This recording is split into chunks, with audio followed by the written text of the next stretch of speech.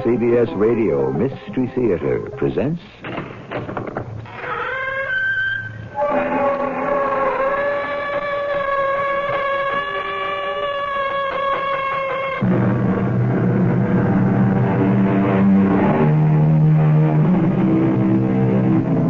Come in. Welcome. I'm E.G. Marshall. If you were to make a guess which of the 10 Commandments is most often broken, which would you pick? The first? The fourth? Or would you agree with me that human nature being what it is, the most probable is the 10th? Beg pardon? Oh, well, just in case the burden of it has slipped your mind, these are some of the words of it. Thou shalt not covet thy neighbor's wife. That's what this story is all about. I love you, Uncle Will, but I love you like a father. Well, that's not the way I'm thinking of me being to you right now, Virginia. You can't feel any other way. It wouldn't be right. I can't help it. I only see you as a woman now. And I need a woman. You're the one I want.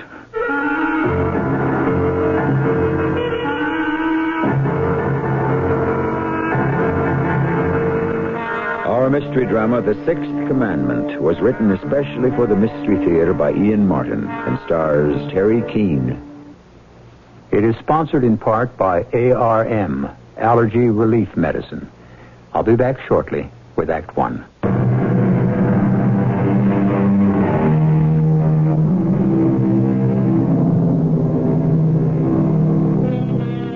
The changes in farm life in the generation since World War II, and even before that, have been astonishing. And yet, as the French say, plus ça change, plus c'est la même chose. The more things change, the more they remain the same. It still is a lonely life on the farm, and emotions can build and twist with no outlet until at last long-suppressed love or hatred can explode with all the force and devastation of a volcano. I've been driving this tractor, or one like it, most about as long as I can remember. I'm 7 years older than my brother Jody, but he was always a favorite. Oh, I've always been big and husky for my age, and all the chores always fell to me. I pulled out of high school when Ma died, and Pa and me brought up Jody. Jody was the one got to be educated. When Pa died, since I was working and running the whole spread, I figured the farm would be left to me, or at least between the two of us. And when it turned up in his will, it was left to Jody and me only as long as I worked it. I was furious. That's when I first knew I'd made my big mistake. It was my brother I had to kill.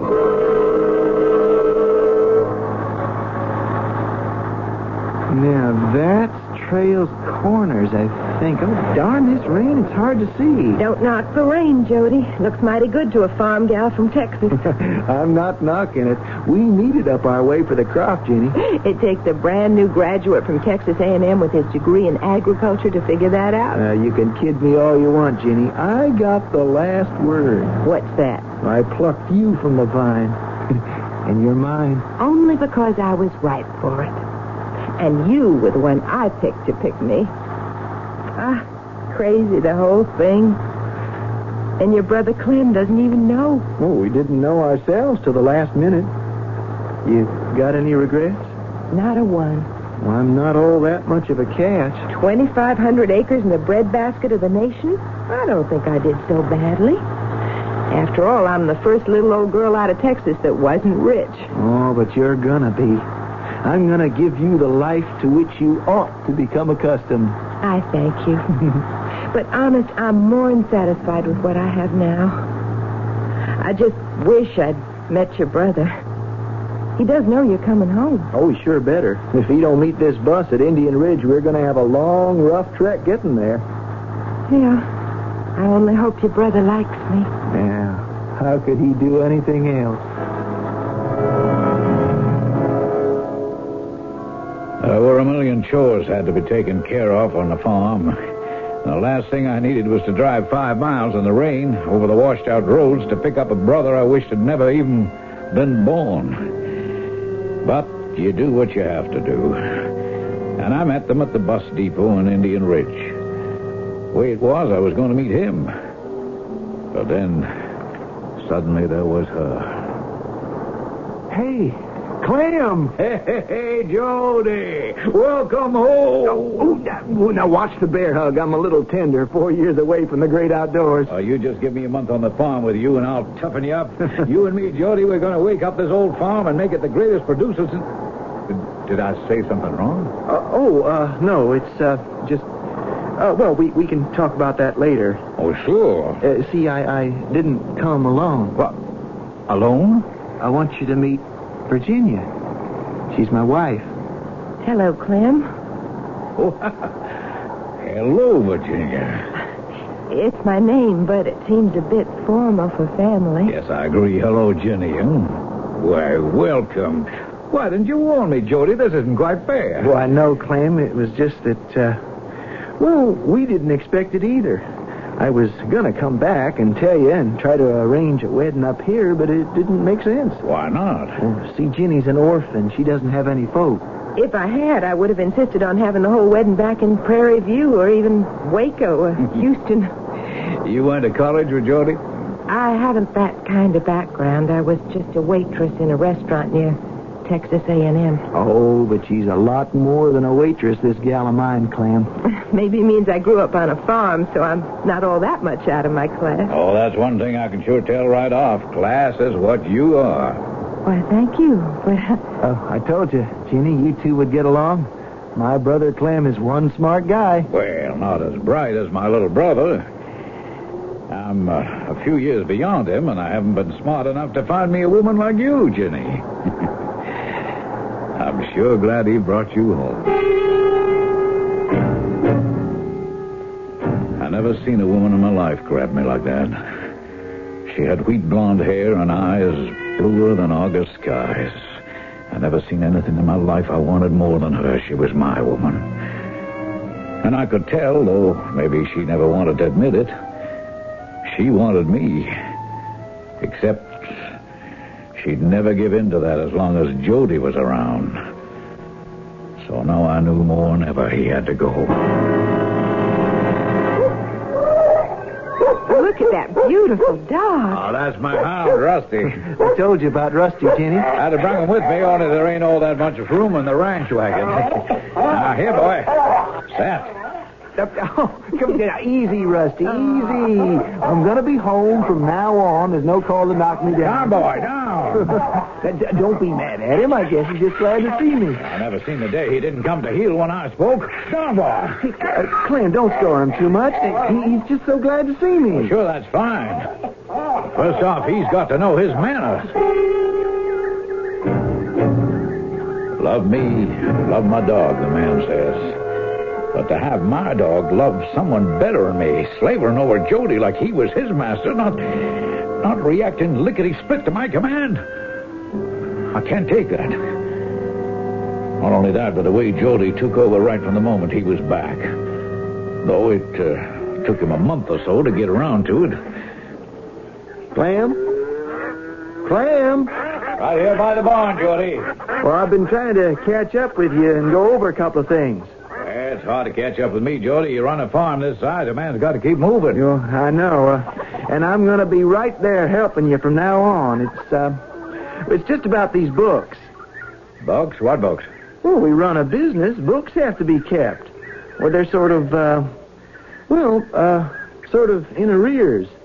Oh, what's your complaint? Oh, it isn't a complaint, Clem. It's just I learned a few things in college about keeping a tight set of books. You don't think I've been running things right while you were chasing around being a fancy college boy? Now, that is not what I said, but we can run a more efficient business. I think maybe we could discuss it. Would you like me to take over? What choice do I have? By the terms of the will, it's your farm. Oh, Clem, what's a will? It's our farm. All I want to do is make the most of it that I can. For us. And for Jenny.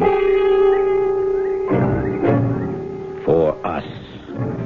for Jenny. Jenny, okay, that was some kind of woman. But for a brother who never lifted a hand to keep it going except Summers, that gives him the right to walk onto my land, tell me how I ought to run it? Oh, no. It won't be that easy. This here's a hay barn, Jenny. I don't think in the month you've been here you ever got down and take a good look at it. Jody and I have been so busy settling in, I haven't had much time to do anything else. It seems to me, new married, Jody would spend a whole lot more time with you. He's been away from his farm so long, there just isn't enough time for him to catch up on all that's been happening since he left. Well, doesn't he want to come back here now he's seen the world? This is his life, to carry on what your father started here.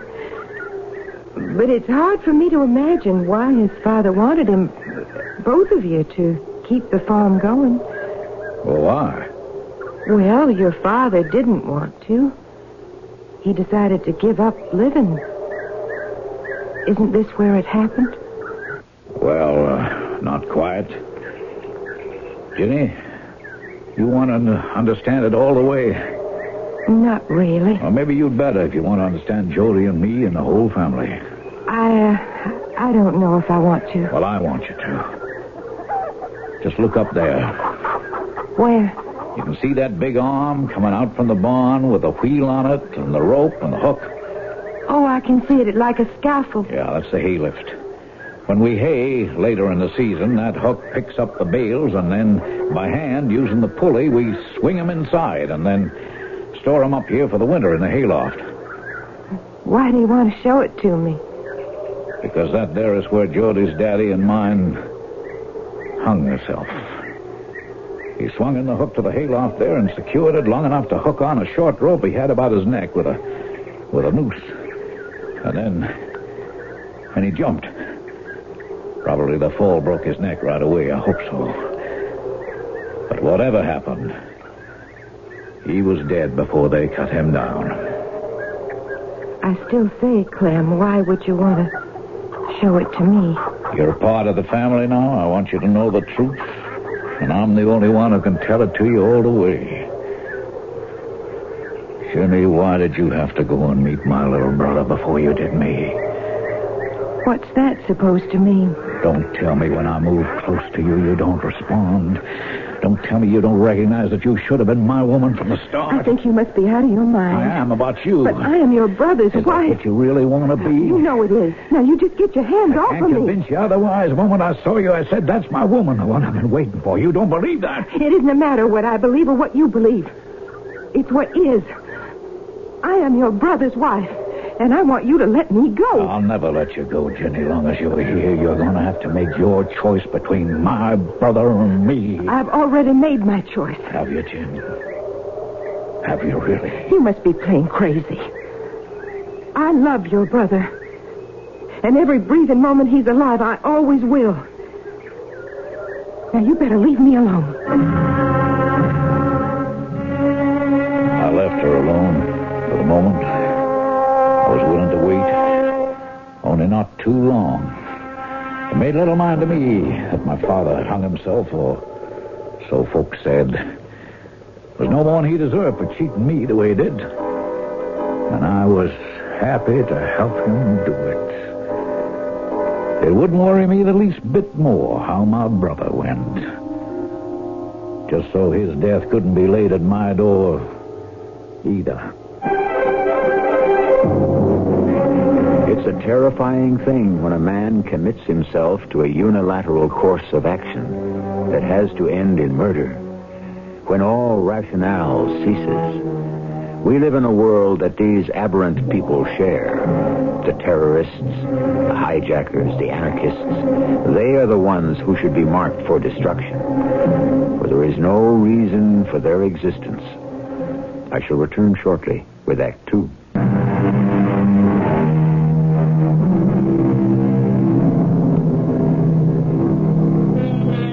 How often have you heard, or even spoken, the phrase, "It's all in the point of view"? We have seen from inside his mind one man's point of view on this particular version of the human triangle. We will see later as this story of suspense winds inevitably to the final tragic explosion just how the other man feels. But before that, it seems only fair to allow the woman her point of view. I never should have married Jody. He didn't know enough about me. But he was just so sweet, and I was so tired. I remember how happy I'd been on the farm until... I never knew my parents. I suppose even my mother never could have been quite sure who my father was, and she abandoned me the moment I was born. I grew up in a foster home with Aunt and Uncle Watkins. They had a small truck farm in northwest Texas. It was a good life until I got into my teens, and then Aunt Mattie died. And suddenly I was alone, keeping house for Uncle Will. It all came to a head. Hello, Virginia. Well, don't you look nice, all showered and shaved. Sure hope I didn't scorch the dinner keeping it waiting for you. Oh, let it wait a while longer. I want to talk to you. Yes, sir? You know, Jenny, it's been almighty lonely since Mattie went. I reckon we both feel the same way, Uncle Will. See, Virginia, a man just naturally has to have a woman in his life, a real man. And I have to tell you, I'm desperate lonely. I know you must be. Mattie and me, we never could have a child because of, well, that don't matter no more. But instead, we had you. And I'll be forever grateful. But you see, you're not my child. I mean, you ain't something I created. No, sir. But I love you just so deeply, all the same. Just as I love you, Uncle Will. As a father. That's not the way I'm thinking of me being to you right now. You can't feel any other way. It just wouldn't be right. I can't help it. I just see you as a woman now, Jenny, and I need a woman, and you're the one I want. There was nothing for me to do but get out. There was a young guy I knew who'd been kind of on the make and who had to make the long drive to Houston every week. I was ashamed at first how I teased him into helping me get away. I was still innocent enough not to know you don't get anything for nothing. Oh, I managed to fight him off that time, all right, but a month later, when my money ran out and I was really desperate, it was something else again. Who is it? It's Duke, Jenny. I don't want to see you. I think maybe you'd better. Just go away. You want me to tell your father where to find you? He's not my father. He's looking for you. All right. Come on in. I brought us some fried chicken and stuff. Cold beer. I'm not hungry. You know that ain't true. I talked to the landlady. You're even behind in your rent. You don't even look like yourself. Circles under your eyes. You've lost weight. Come on. Let's eat first. Talk later. I hadn't eaten anything but a can of soup and some old moldy crackers in 2 days. I was 18 without a cent or a friend in the world except maybe Duke. And how many times had I fobbed him off? And that night, he was so sweet. How could I deny him anything? You were powerful hungry, Ginny, baby. I was. I can't tell you how grateful I am to you, Duke. You don't have to. Just show me. Are we going to start all that again? Don't make it sound that way, Ginny. I love you. You do?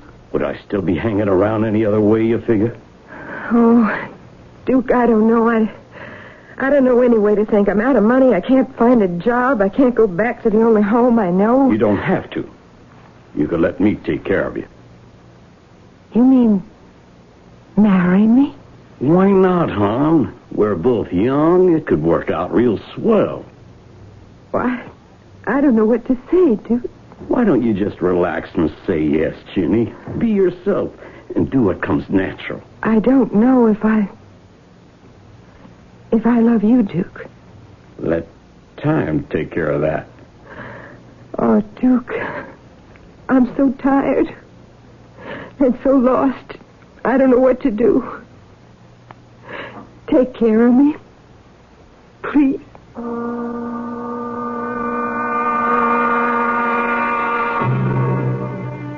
I never saw him again after that night. But he did leave me some money, enough for me to hold out till I drifted into a long series of jobs, mostly waiting on table.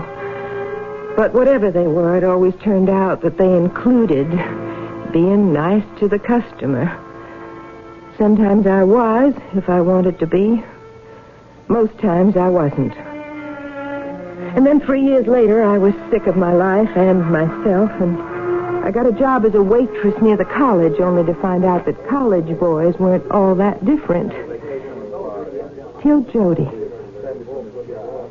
Yes, sir, what'll it be? Oh, I don't know. A cola, I guess? That all? Yeah, I reckon. Yes, sir. One cola coming up. You're new here, aren't you? That's right. You've been here a week and a half. A week and 4 days, to be exact. So? Oh, nothing. I just wanted to be friendly. Will there be anything else? Well, I was just wondering if, No. But I haven't even said what I wanted. You don't have to, mister. Here's your check. Pay the cashier. I just wanted to be alone. But I didn't discourage Jody. He kept coming back no matter what I said to him. And I was lonely, and he seemed something I could handle. Hello, Jenny. Did I keep you waiting? Here. What is it? It's, my mother would have called it a posy. Like a corsage, you know? Some flowers you can wear. Oh, that's beautiful. Violets. They, sort of go with your eyes. Well, where on earth could you find violets this time of year? Oh, I got a friend at the college. He's deep in hothouse cultivation and all that. Talked him into letting some of his violets go. So you could bring them to me? Well, I wanted to have something special for you. Oh, they're very special, Jody. And I thank you. Would you like to pin them on for me? Yes, ma'am. He was very close to me, touching me. And I waited for the pass. It never came. He was a gentleman. And I loved him with all my heart. I couldn't wait to get back to the farm and start our real life together and start raising children. I was a new woman. The woman I'd always wanted to be. But from the moment Clem laid eyes on me, I knew he recognized me for what I'd been. I've no right to be in Kansas City with you, Jody. There's so much washing and cleaning and straightening up still to be done on the farm, the chores. Well, that's just why I brought you along, Jenny, to get you away from that for a while. Also, to have you to myself for a change. For the 2 months we've been married and back on the farm, I don't hardly seem to see you at all. Are you, sure you're not sorry you married me? I am sure. I just wish I could let you know how glad I am you did. Well, we'll make this a kind of honeymoon and try to let each other know just how much it means to us. But so long as I know being back in a big town like Kansas City doesn't spoil it for you, being hid away on a farm with just a husband and a brother for company. My husband is all I want and need. But you do like Clem, don't you? Well, of course. Oh, he's the best, old Clem. All my life I wanted to grow up to be just like him. Well, I didn't make it. Now, you listen to me, Jody. You grew up to be all the man any woman could ever want, including me, and don't you ever forget it. Besides, why do you think your father left you the farm instead of Clem? Well, I don't know exactly. For some reason, I was always his favorite. Oh, Jody, I love you so. Well, it couldn't be more than the way I do you. But, Jeannie, I'm jealous. I warn you, sometimes at night I dream that if you ever had anything to do with another man, I'd go wild enough to kill you. or him, and myself. You'll never have to worry about me now, Jody. I promise you. You'll never have to worry.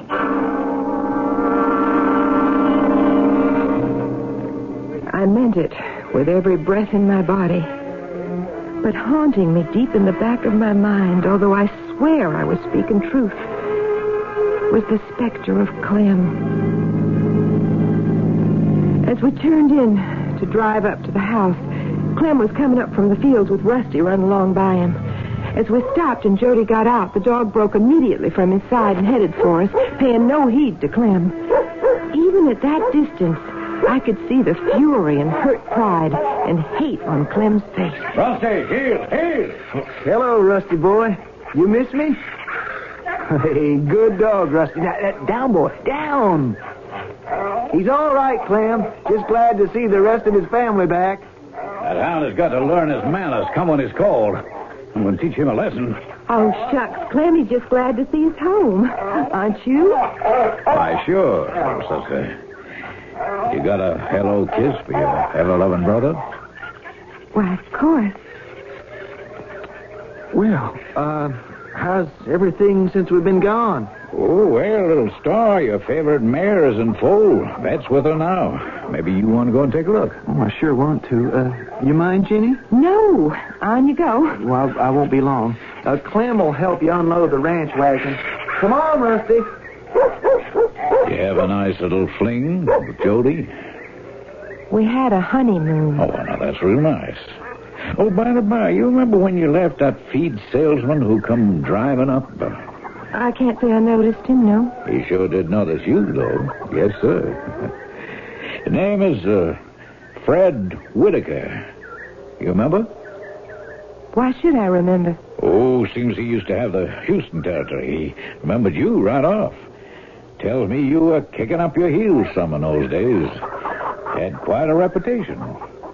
Or maybe I'd say lack of it. What is it you want, Clem? A lot of things, Ginny, you included, and I aim to get them one way or another. Don't you ever forget it. Now, let's get you settled back in. I could have killed him right at that moment, in a mad blood rage if there'd been anything to hand. Thank the Lord there wasn't. But that didn't mean I wasn't going to. Because I've learned enough about men to know about this one. He'd destroy anything to get me, even his brother. I didn't care about me right then, just Jody. And I knew, sure as I breathed, that if I didn't kill Clem first, one way or another, he'd be the death of his brother.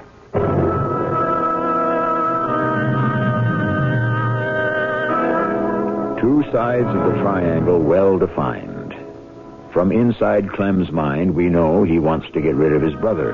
From inside Ginny's, we know that she feels her only protection, and Jody's, is to kill Clem first. What about the third member? The quiet and gentle Jody? What hidden violences burn inside that calm exterior? We'll learn more about that when I return with Act 3.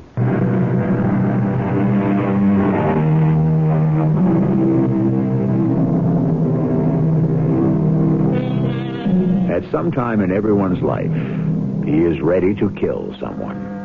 But obviously we don't carry out the impulse. On the other hand, there are perfectly normal people who do translate the fantasy into reality. And the tighter knit and more interwoven the situation that drives towards the impetus, the greater danger of reality. The third side of this triangle is the only one we have not examined at first hand. What lies inside Jody's mind? It zapped me out when Dad took his life. I mean, I know he never got over Mother and all, but he was so full of life and plans. We'd spent this great time together the summer of my junior year, and there were all these ideas for when I graduated and how we were going to replace old machinery, pep up the whole operation, maybe even buy some more acreage. The three of us, Dad and Clem and me, had sketched it all out before I went back for senior year and graduation. And when Clem called me to bring me back after Dad took his life, I remember I was like a zombie or someone in a dream. Right here, Clem? Right here, Jody. But how? Well, it must have been around sundown. Earlier that morning, we'd brought up a couple of loads of baled hay on the lift to stack here in the loft. We were planning to bring in some more the next day, so we just left the hook kind of hanging there as it swung out after the last bale. He came up here with a piece of rope from the barn down below, made this kind of noose around his neck, and fished in the hook from the lift with a hay fork or something, latched onto the hook and stepped off. But why? Oh, we just missed Mom that much, I guess. Didn't have anything more to live for. Then what happens? Well, tomorrow morning, Lawyer Ridges will read the will, and then you better get back to college. I remember a sleepless night and the ache for Dad, gone so young. I remember how I cringed and thanked God it was Clem who had to cut him down and face the reality. But most of all, I remember, how could I ever forget, the reading of the will. I give and bequeath to my natural son all the residue and remainder of my estate, with the following provisos. 1, that so long as my adopted son Clement shall remain working on the farm, he shall be accorded 1/2 share in all profits deriving therefrom. 2, if he, Clement, should leave the farm and seek work elsewhere, his share and interest in said farm would devolve upon my true son, Jody Henry Poland. Just a minute, Mr. Ridges. Yes, Jody? What's all this about true sons and natural sons?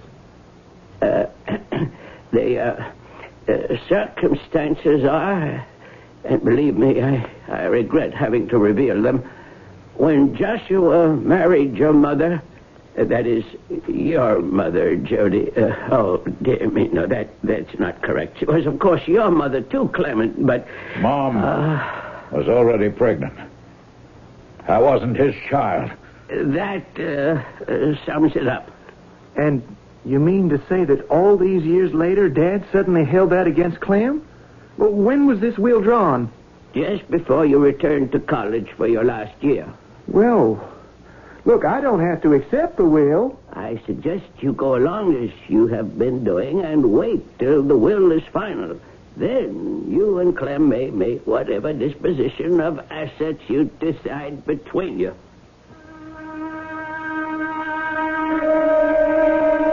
I remember at the time I was amazed that Clem took the whole thing so well, particularly the parentage thing.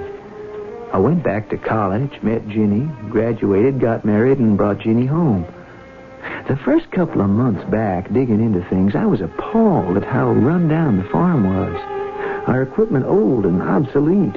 The books haphazard, tangled. But that was only the beginning.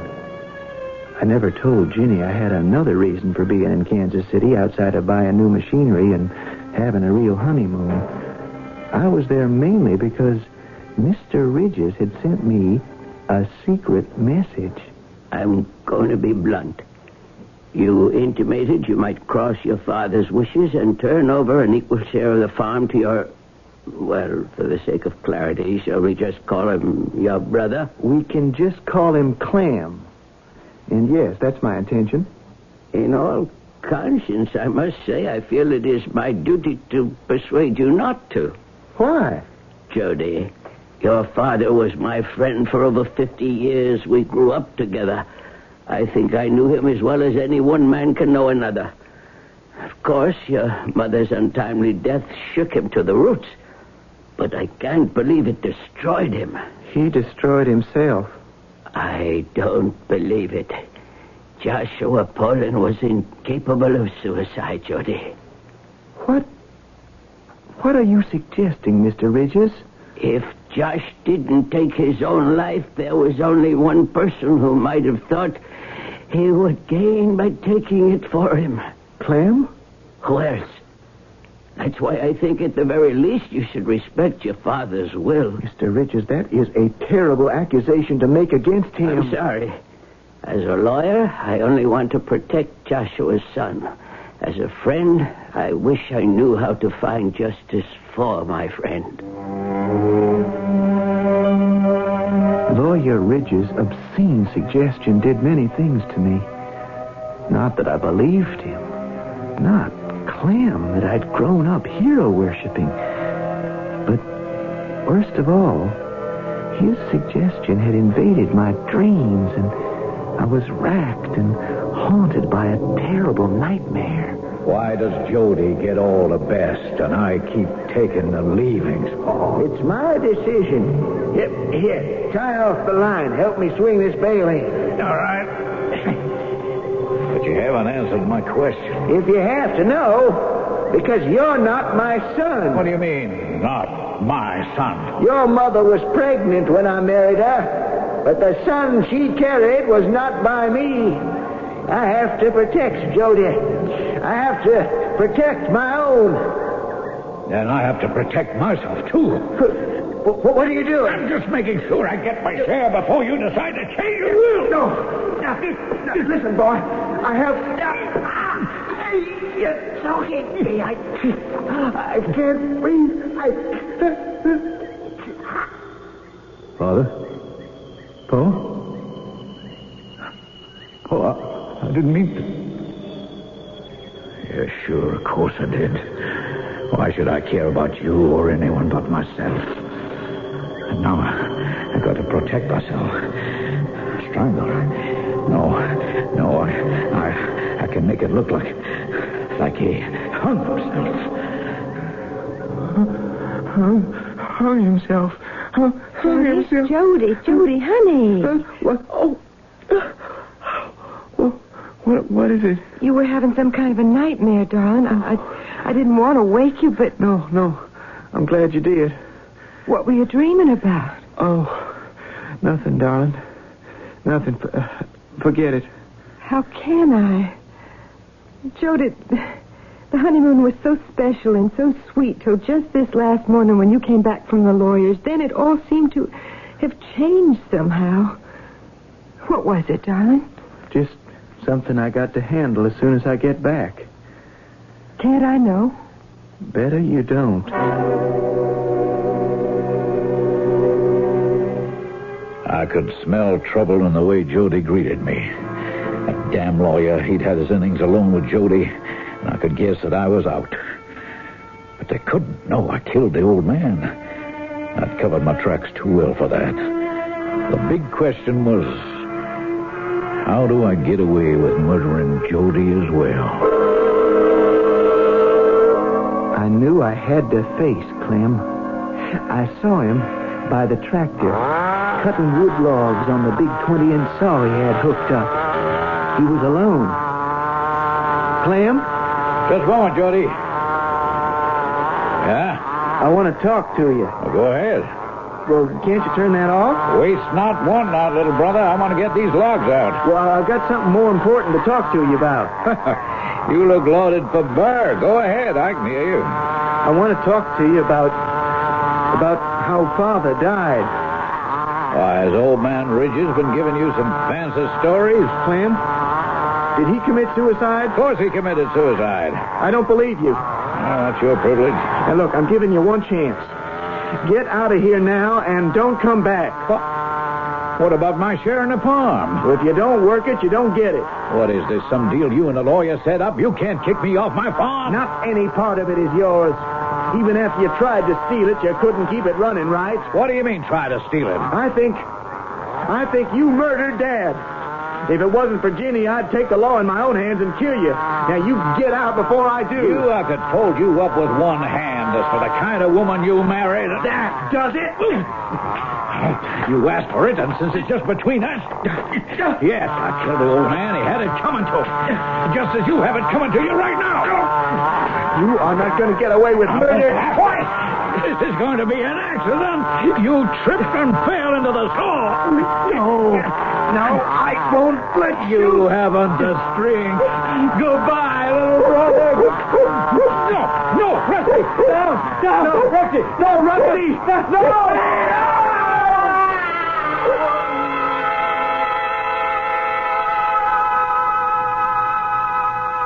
Lawyer Ridges, what are you doing here on the farm? Son, me and the sheriff got to talking after you left. We both began to have some worries about your safety. Feeling the way we did about your father, we got here just in time to see what happened. You don't think I tried to kill him? No, Jody. We both saw he tried to kill you.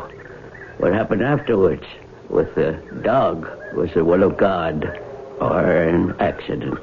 Whichever it was, you're in the clear. Well, where's Ginny? I'm here, Jody. If you want me. Want you? Why shouldn't I? Anything Clem said about me could have been true. Well, I told him I didn't care what you were before us. So I'm in the clear, too? My darling, you and I have to shut out the past. The only thing that matters for both of us is a long, long future.